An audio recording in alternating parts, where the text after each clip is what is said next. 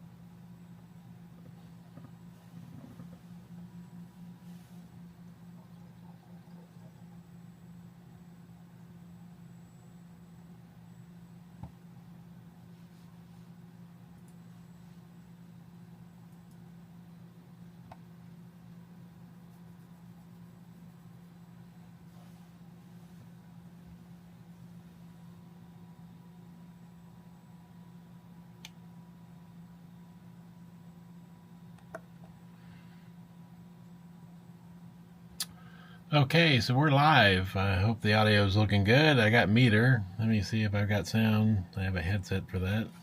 Check, check, check, check. Yep, sounds good. So, today I'm talking about what everybody's been talking about since last week when it came out, the RodeCaster video.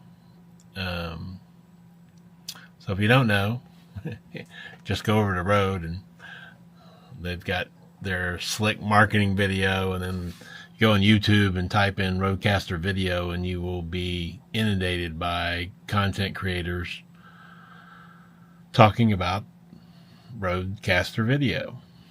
It's a new switcher. It's, oh goodness, it's similar to an ATEM, meaning it has 4 ports. As far as 4 HDMI ports, it has 2 USB ports, which the Rode doesn't have. I mean, the ATEM didn't have. It has 2 HDMI outputs, which is very useful. The ATEM, you have to get the ATEM stream, the big ones, the 8-port ones, to get the 2 outputs. Or OC has it, and a couple others have it. But that's what we're going to talk about today. I have some strong opinions that are counter to what a bunch of content creators are saying. But let's get the obvious thing out of the way.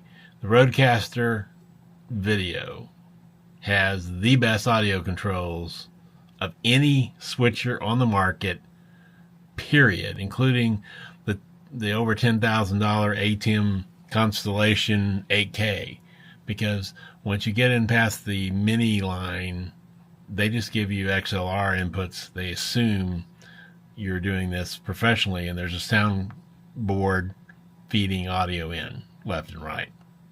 So no audio controls there either. The RodeCaster video basically has the guts of a RodeCaster Duo or RodeCaster Pro 2 in it.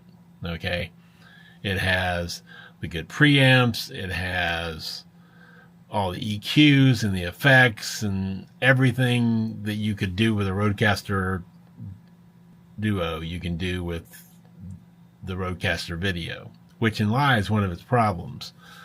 4 HDMI inputs, all 1080 high def, no 4K. It will not downsample 4K. You get a black screen if you put a 4K signal into it. So let's just ignore audio, which is their strength, okay? Again, it has the best audio controls of anybody. So much so that nobody that I care about would use any of the other machines' audio. They all will use a soundboard of some sort, whether it's the Mackie or whether it's the Rode or whether it's some other board, and sending it into the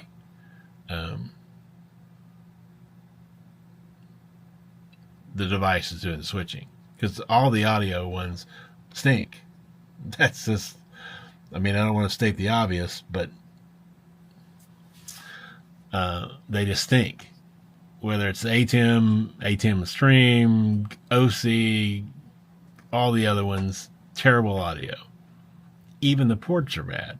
So the best way, the one thing that appealed to the Yellow Box Live that I liked was that you could take a RodeCaster into it via USB. And that's how I'm feeding mine.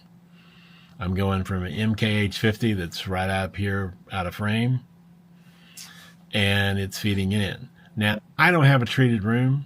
You'd think a sound guy would have a treated room, but I don't. This was my office. I retired.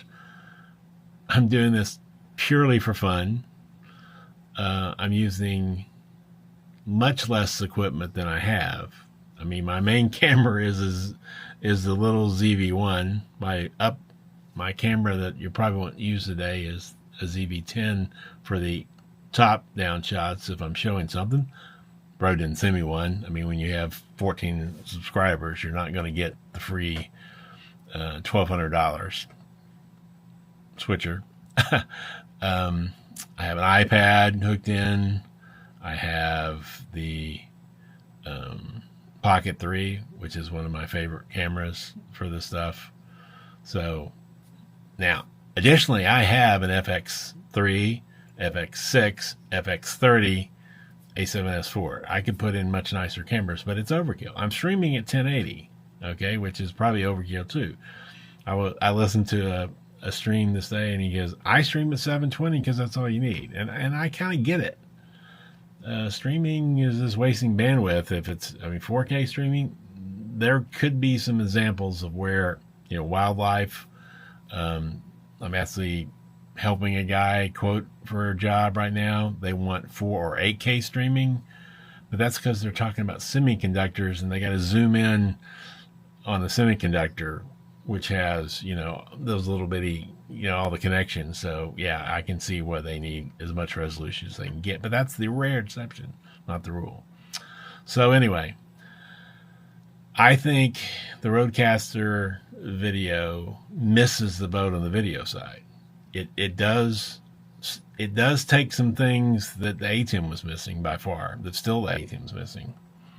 It steals a little bit from what GoStream does and a little bit from what the YOLO box does, and it's getting hyped. And that's kind of what YouTubers have a tendency to do, is hype things. I'm not a YouTuber in the sense I am on YouTube, but I'm not into hyping stuff. So let's just kind of look at it and we'll go from there. So if I hit my buttons right here, which one am I on? Nope, wrong one. So this is what happens when you're not a pro. I'm not Aaron Parecki. Okay, I can't keep up with everything. So this is the RodeCaster. It's what it looks like. It's $1,200, $11.99. I'm going to be picky, but most people have to pay tax, so it's going to be well above that. I always put the B&H up there. I'm a B&H customer for many years. My company had a agreement with them, and because we resold stuff, and so we got discounts, of course. But they have what's called their Paybu account. Now, I don't think anybody should go into debt for this stuff. In business, you may have to, but personally, or if you're YouTubing, especially if you're doing it for a hobby, don't go into debt.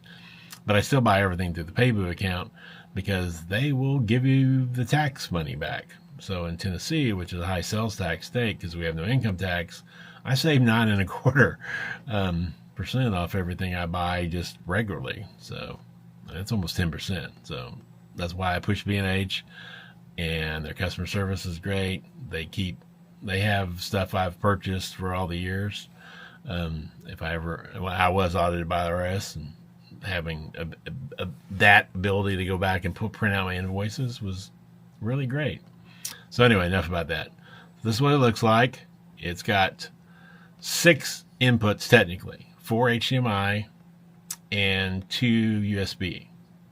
Now, Aaron Parecki, when he was doing his live stream, couldn't get the Pocket 3 to work, but I saw other people make it work. And the Pocket 3 has been known to be finicky. So there's that.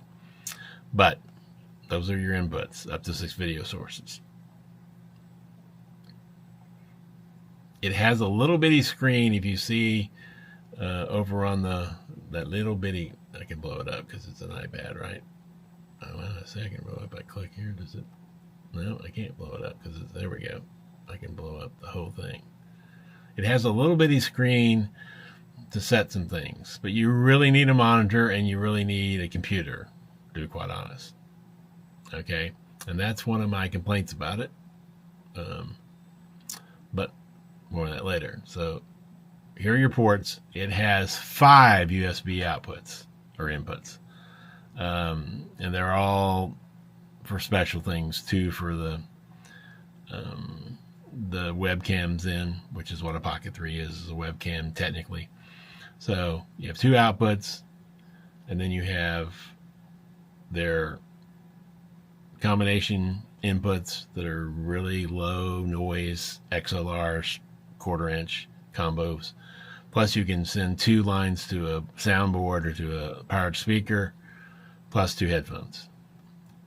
And you can, as I said, sound wise, best system there is, period, by a long ways. I mean, it's the difference between me playing, a pro football team. This is not any competition, especially at 65. No competition whatsoever. So, what's the other picture here? Let's get one.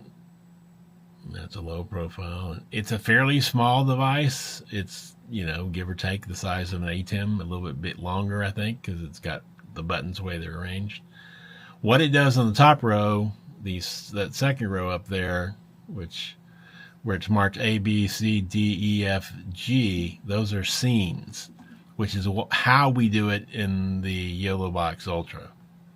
And I probably should have my external monitor hooked up so I could show it to you, but the Ultra, like the scene you're seeing now, which is a combination of the picture and me, I can switch back and just have me, or I can switch another scene and just have, I can do both of them this way. So different. It's either this camera, or click and I can have this camera, or I can switch over to just the iPad, or I can bring in my NDI source. It doesn't have NDI, I have NDI. So all in all, it's very limited. It's a brand new product. Now, it was supposed to be released at NAB, and for some reason it wasn't. It could have been a chip shortage. It could have been all kinds of things. I don't know what the reason is. I asked people that knew, like Tom Buck and Aaron Parecki, whether they knew why it was delayed. Both of them tried to find out and got a political answer, meaning they didn't say anything about it. So anyway, take that for what it is. It is what it is. It's out now. It's the first version. I will tell you, when I got my YOLO Box, I had a huge amount of problems with it at first. The software was on like 1.4. We're up to 2.6 now, and it's getting really good. By the time it hits 3.0, it's going to be great. But then they've already announced the Extreme comes out, and then probably the Extreme will get all the attention, and the YOLO Box Ultra will take a back seat. I'm hoping that's not the case, but it is what it is. Now, the Ultra is a little bit more expensive than the RodeCaster. Now, for me, I already had the RodeCaster Pro 2 audio board. So if you have a RodeCaster Pro 2 or a Mackie or a good soundboard, you're wasting money buying the Rode, unless it's for another function, because you just bought another RodeCaster, basically. That's the way I look at it, and I don't see any other way to look at it. I do have a special announcement that Tom Buck is going to do a live stream with me noon on Wednesday, and he has it. We're going to talk about it. He has an Ultra as well, and we're going to do some comparisons. So that'll be a good discussion because he's done both, and he alluded to the Ultra when he was making his video about the RodeCaster video. So anyway, if you're not busy noon on Wednesday, there'll be a special live stream of that conversation. Though I will admit I won't be taking much questions because I have an hour's worth of discussion to do with him. So,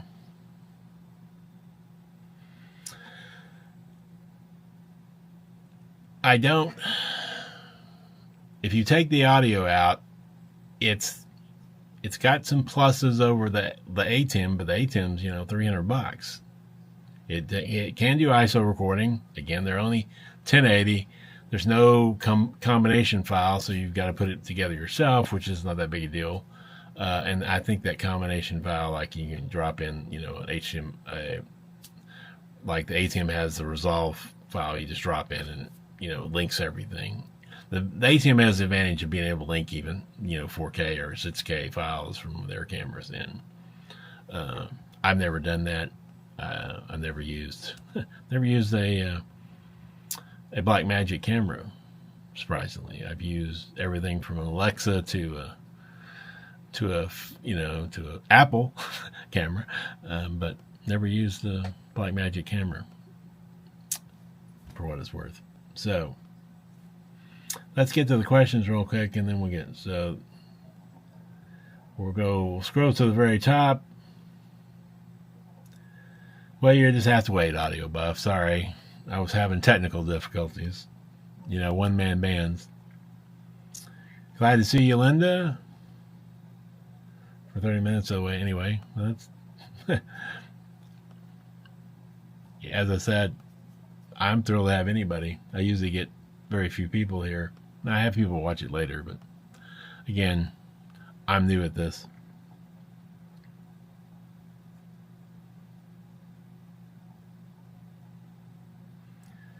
$1,200, yeah, that's a big problem to me. I mean, a RodeCaster Pro 2 is, I think, $700. And if you take $700 out of $1,200, you get a $500 mixer. And so, yeah, the price is fair if you look at it that way. But if you're doing this already and you have a Mackie or a RodeCaster, you're wasting money. So for new people going forward, yeah, it may be a good idea. But for people currently, I don't see it. I don't see it for kids. How many kids have $1,200 to pop down? Okay. And next week we're going to talk about probably my iPhone. I got the new iPhone that has the 16 Pro Max has the new camera button on it. These things are amazing. The cameras today. Apple has its iPad hooking to iPhone setup. So, $1,200 seems like a lot of money for it. Yeah, me strong opinions. Yeah, I have huge opinions about everything. I have a huge opinion about huge opinions. A lot of tech these days seem to release underbaked to finish with firmware. I don't think I have a choice. I mean, it's just the nature of the beast. I just don't think I have a choice when they, it's a competitive market. I mean, look how many switchers you have. When you have a revolutionary product like the ATEM was, like the original RodeCaster was, there was nothing like it. You take this one box, you don't need a computer, you don't need anything else, and you take it and you can record a podcast. That's kind of what they've tried to do with this, and I think that's where it actually is the best use. If you don't buy a RodeCaster, if you just buy this, you're going to do a two-person interview, then that would work, especially because they have the audio versus video and video versus audio options. You set it up and it runs itself. For that particular setup, okay, it's a good deal. You get all the good audio of a RodeCaster, you get a switcher that's sort of automated, and you have your audio video podcast now. Just having some lesser powered person over there doing the mixing when there's an issue. So anyway, I think that's its only new. Yeah, I mean, I think Blackmagic has a history of messing things up. But if they they should have came out with two products that I can think of. And they should have come out with that at NAB this year. They should have came out with XLR inputs into a Stream Plus or Stream Plus Audio or something like that. And they should have come up with a mixed NDI. They should add NDI with the Plus as well. But they should have came out with an SDI/HTML version like the GoStream Duet. If I had to buy one today, it wouldn't be the RodeCaster. Depending on what it was, it would be, again, an Ultra like I have. I use the Yellow Box Ultra. It's streaming. It's not connected to a computer in any way, shape, or form. I am wired into my home network to get, more reliable internet connection, but that's its only connection. It has 4 HDMI inputs plus 3 USBs that you can configure either for, in my case, a RodeCaster or for a Pocket 3. Had the Yellow Deck, which is a companion, their version of companion. It's running Android, so they can't run companion, so they had to create their own.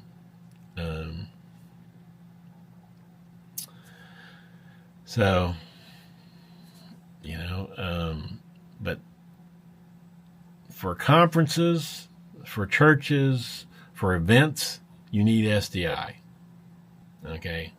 The two things I see missing from content creators across the board, whether it's the multi-million-dollar followers of MBLK, whatever his name is, who's got 20 million followers, down to the little guys like Aaron, who's got 50,000 followers, is there isn't a good way. None of them seem to use camcorders. And camcorders to me are still hugely valuable. To get that kind of zoom in a real lens, when I mean a real lens, remember I've did some work for Fox Sports. Those Fujinon lenses on those cameras they use at football games, baseball games, NASCAR races are $100,000 lens. That's out of the content creators, besides Marcus. That's out of their price range. So PTZ cameras, somewhat, but those are very specialized for most people. The camcorder does that. Sony's got a $4,000 camcorder that is great.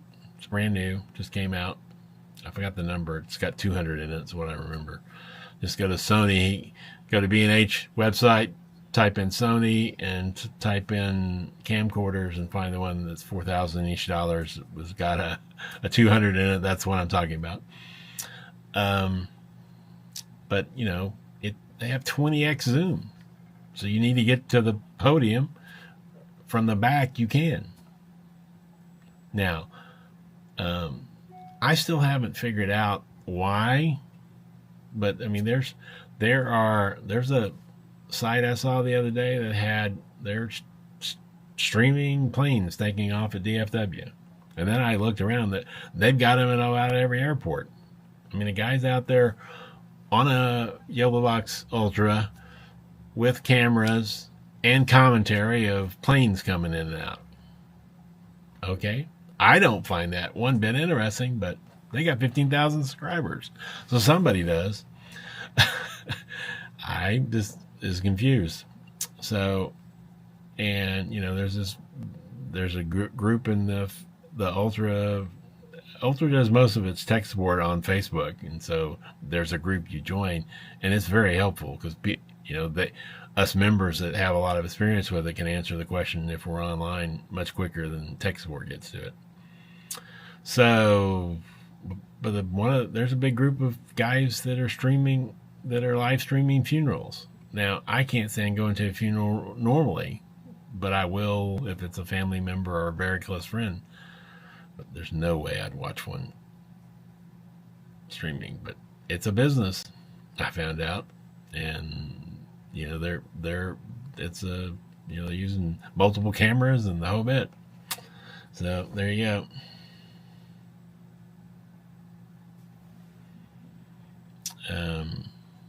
So anyway, back to the topic. And I do rabbit trails really bad. Just let you know. Yeah, that's it. MKBHD. He's got 17 million followers. It's ridiculous. He shoots on a rad. You're talking about totally overkill. Shooting on an FX3 is totally overkill for YouTube, in my opinion.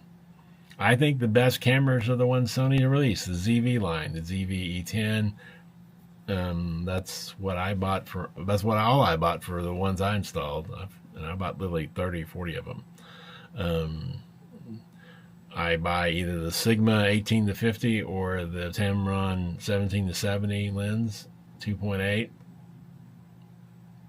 Wonderful, gives them good lights. It's a great setup. It's all you need. Does 4K. You can still record 4K if you need to, but shooting a YouTube video on FX3 is a waste. I mean, a lot of them do, the big ones do it, but I think it's a total waste of money.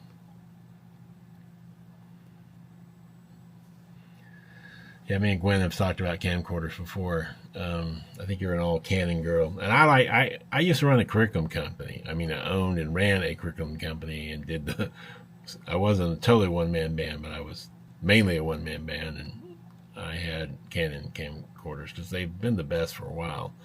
But now that I'm into the Sony ecosystem, it's like the Apple ecosystem. It's easy just to stay. But I mean, there's three major brands. There's Canon, Panasonic, and Sony. That's as far as camcorders go.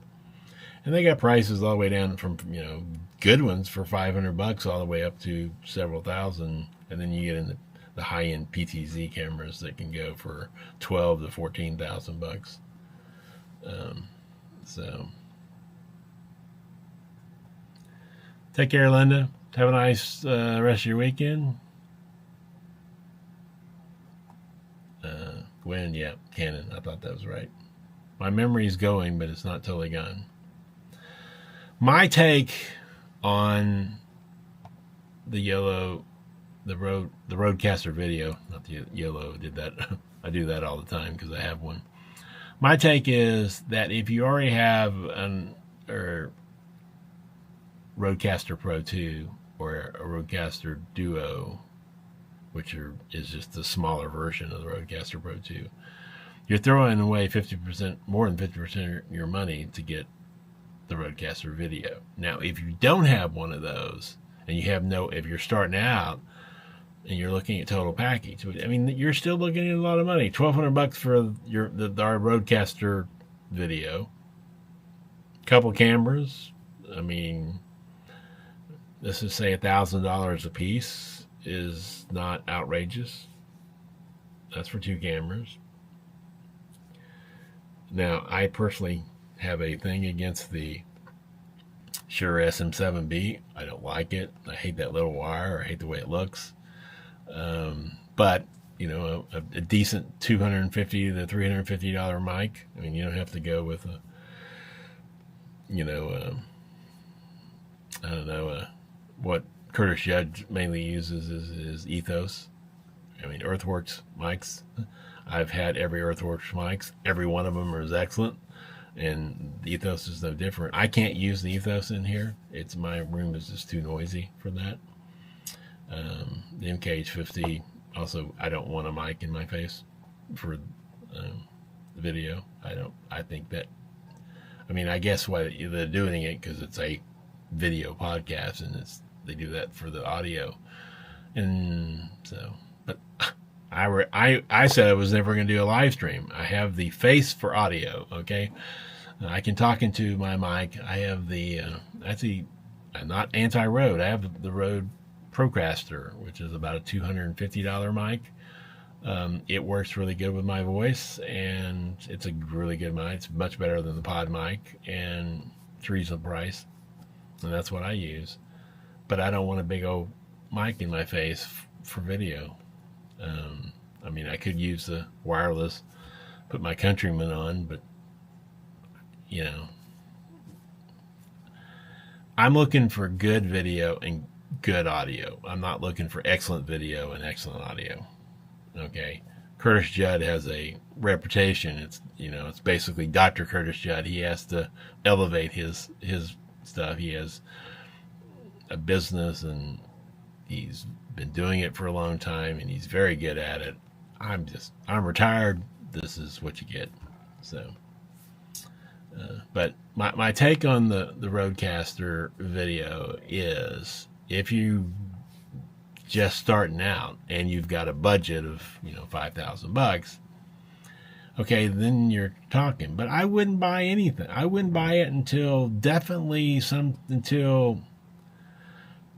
kind of like the way Windows was. You don't upgrade until the point one firmware is out, because it's going to be a disaster.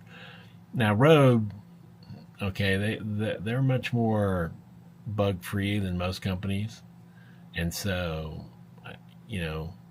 may not have to wait a terribly long time for a point one release, but they got some huge holes. I mean, like I have the ability on the yellow box to put up a graphic really easily. I can create them on the device itself. There's a monitor.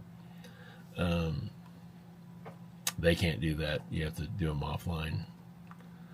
They can't do web graphics. I can do web graphics. They can't take 4K. I can take 4K. They can't output 4K. I can technically output one channel in 4K. And the stream, which is the new product that YOLO Live is about to release, I'm guessing between 2,000 and 2,500. That's 4K, up to 4 channels of 4K in and out. So that's really powerful. They can't do that. They will never be able to do that with this device. It's 1,200. I mean, it's high def only. So I don't know. I just think it's overhyped.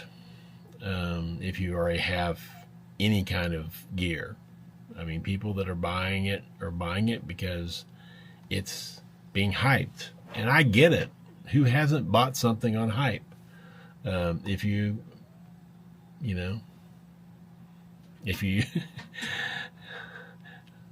sometimes it's okay. I mean, what's the last thing I bought on hype?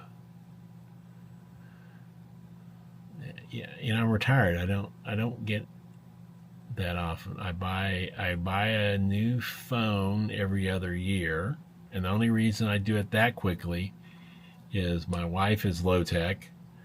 She wants an old one, and my kids a couple of them are always struggling with money, so I want them to have a good phone so I can get pictures of grandkids and communicate with them well. So I have those. So I kind of subsidize my kids that way by giving them the old phones. And after 4 years, the battery's dead, generally speaking. So if I keep it for 2, they've got 2 to 3 years to get some use out of it. So that's why I buy a phone every other year. I get the Pro Max just because I like the cameras. I mean, let's face it, the iPhone, amazing what you can shoot on an iPhone these days. I will talk about that. That's Mark Holloway, who's part of our crew at on the Curtis Judd channel. We've become friends through the Curtis Judd channel. He's going to be on my live stream because he's a professional photographer, Nikon guy, and we're going to talk about photograph, all the options. He doesn't have an iPhone, but he knows photography, and you got to know photography to get the best out of an iPhone. But that's for another day. I don't know when that's going to happen. But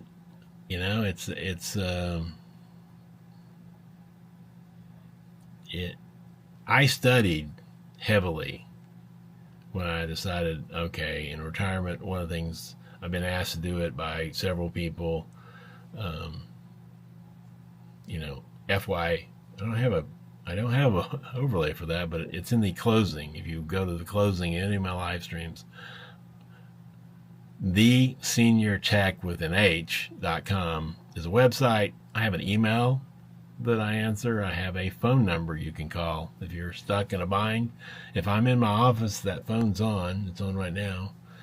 And somebody calls it, if I'm not doing anything, I'll answer it, try to help you through your problem. I mean, I've done video for 3 decades and sound for 5 decades.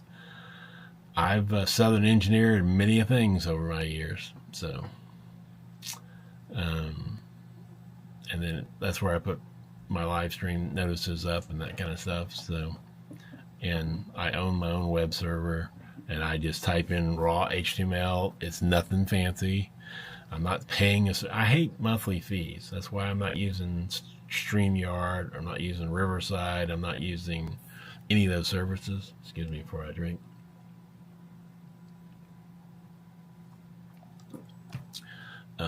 Again, I'm retired. This is something to keep me out of trouble. And it's kind of fun to do. Like being of help. I mean, the whole reason I get in on a lot of people's streams is not to ask questions. It's generally to answer people's questions because, I mean, if you've been with Aaron Parecki or Curtis Judd, especially when Aaron does it by himself, he's amazing. Curtis generally has his wife doing the switching.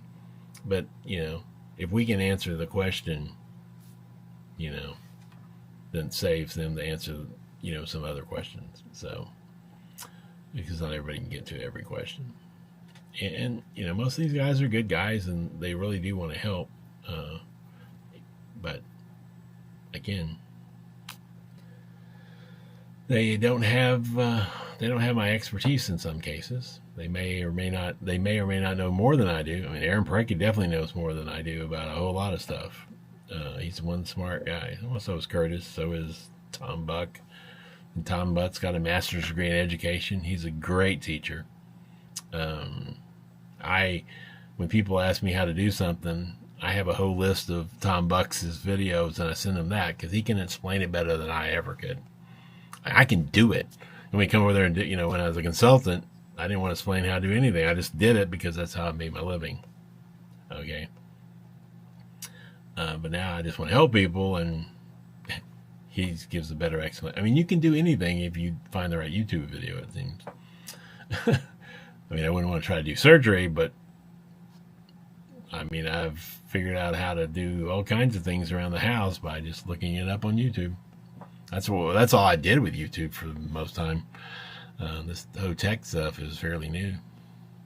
So, but my conclusion on the Rode video device: it's too expensive, but it's reasonable for what it is. It's got the best audio of any switcher, period, the end, and there's no competition. But if you already have a good audio recording system, then you're double buying. And they're much better switchers for the money. I mean, the GoStream is probably, if I was buying a switcher, that'd be the one I'd buy. Duet, you get 4 SDIs and 4 HTMLs. You can't, it's not 8, it's only 4. But you can why they're not live, switch between the two. So you could have 6 or 7 plugged in, and as long as you plan it right and create macros for it, you could switch more than 4 sources. But I wouldn't want to do that as a solo operator, that's for sure. What else? That's kind of where it's at. If you're starting out brand new and you're looking for a simple video and you got about a $5,000 budget and you just want something simple that's reliable, I'm sure it's well built. Rode stands behind their products. I mean, I don't buy cheap mics. If it doesn't have Sennheiser or Shure or Earthworks or Newman or AK, you know the brands, I'm not going to buy it. I mean, don't even show me what's that egg, the blue egg. Don't even. Anyway, Samsung, not Samsung, not TV manufacturer, but there's a lot of, they've sold a ton of their cheap mics. Any mic cheaper than $100 probably isn't worth having. That's my conclusion. Yeah, Aaron is in a class by himself. The fact that he just dives in. Okay, let's do it live. Let's check it out. And, you know, that's what his brain just works at that level. I mean, but he's smart about not just that. I mean, excuse me, he knows audio decently well. I mean, those video guys are terrible at audio. He knows that well. He knows 3D printing. He knows, HTML. I mean, the putting the comments on screens through the ATEM. That's a he created that and gave it to all the YouTubers. That's what Curtis Judd is using. So, yeah, Blue Yeti. You show me that mic, literally, I would cut it and throw it in the trash can. I have no use for it. Is it a terrible mic? Oh, no, I've heard much worse. But I come from the school, if it's worth doing to a certain level. It doesn't have to be, not everybody's going to be an A student. I wasn't all the time. But if you can't, you need to be competent. You need to make a C or better. D minuses aren't going to make it in the real world, at least the world I know. So,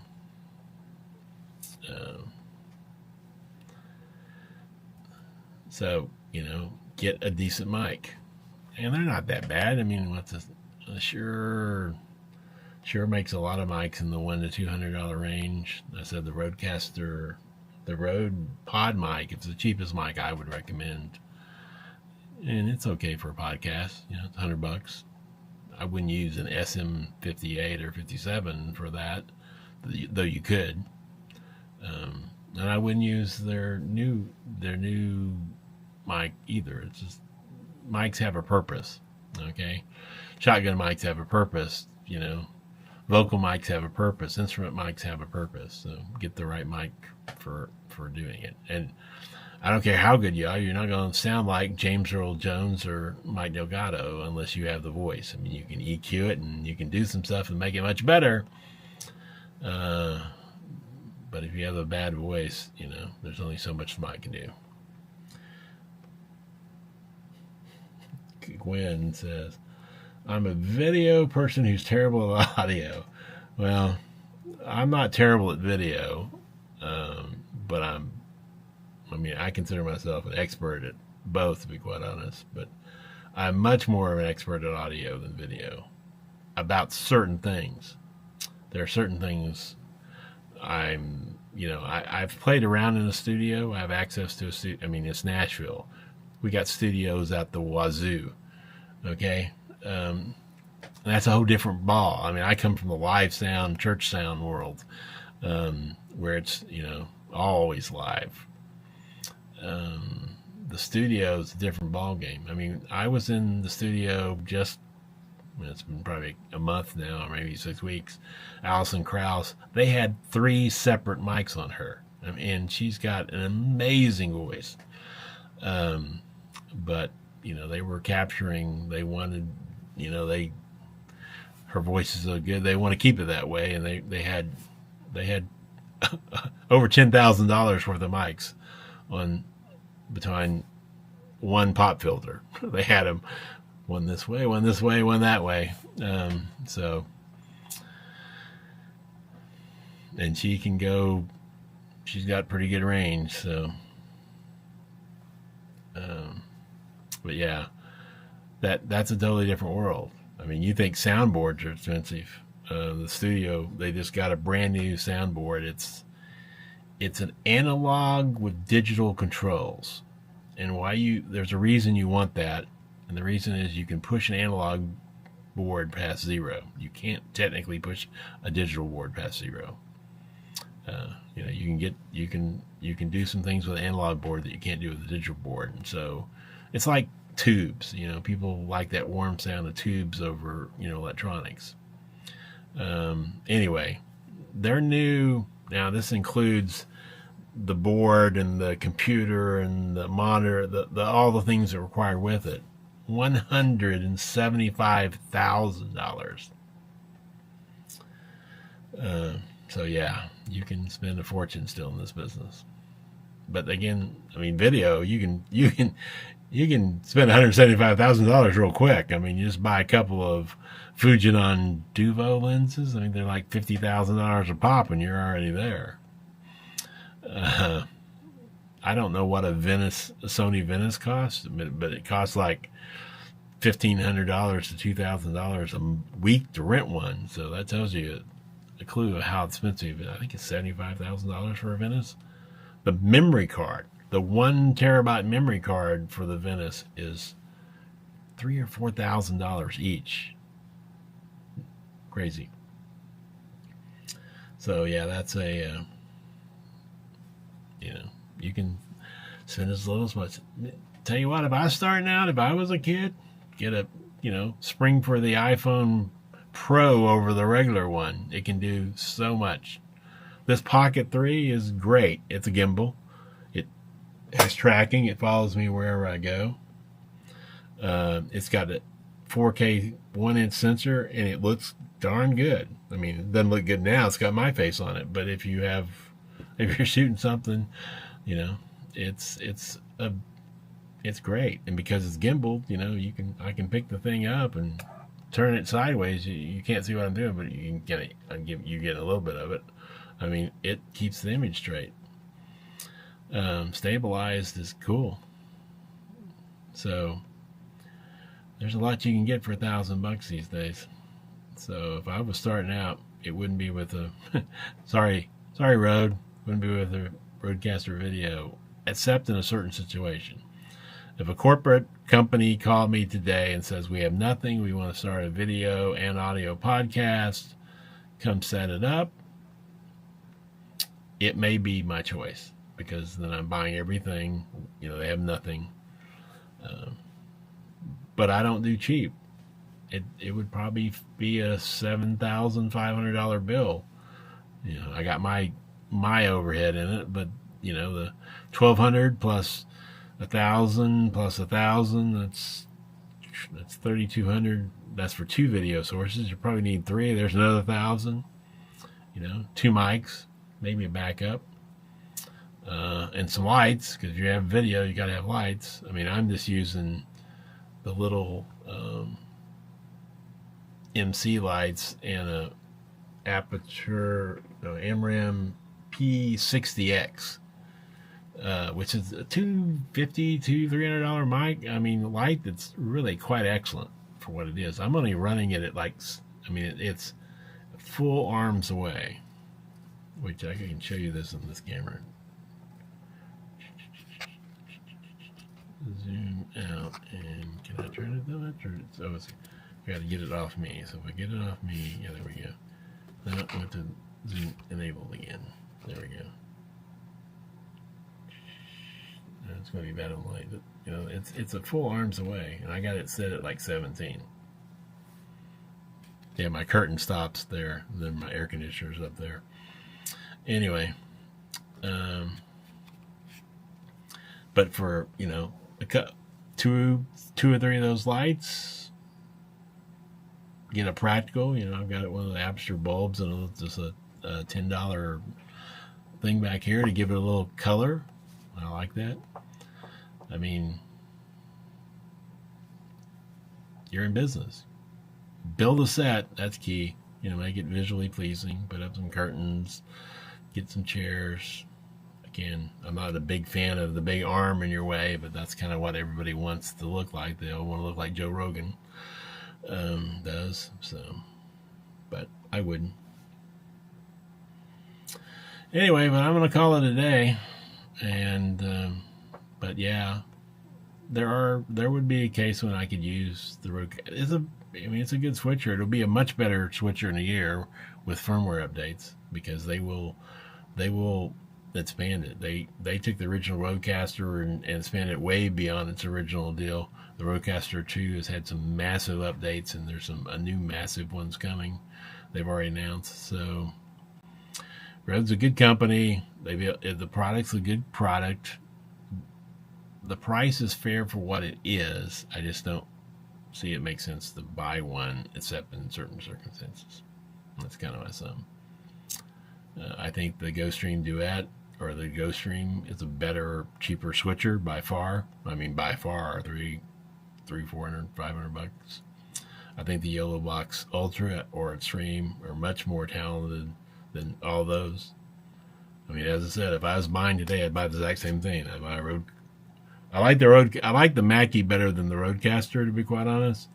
But the RodeCaster has a mounting point and the Mackie doesn't. So I have this mount that I put on the RodeCaster that I really like, and I'd be really upset to have to rig something for the Mackie. Well, that's just bad thinking about things, not having some sort of mounting thing. and I'd buy the Ultra. It's now doing everything I wanted to. It didn't do it at first. They had some serious firmware problems, but it's doing it now, and it's getting better every month. So take care, everyone. And again, this Wednesday, noon Central, Tom Butt's going to be my guest. And I will see you later.